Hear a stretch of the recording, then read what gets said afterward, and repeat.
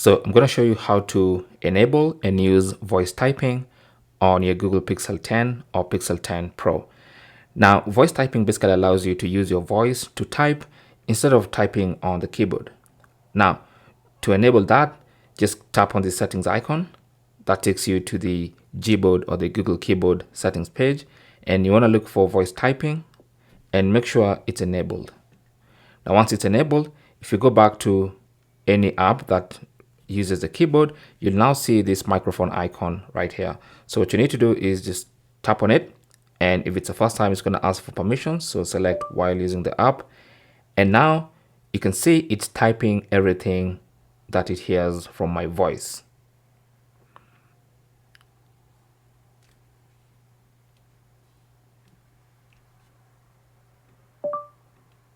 And then you can tap on it again to stop.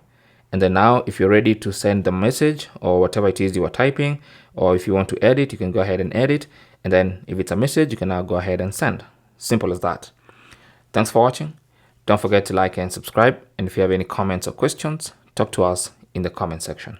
Good luck.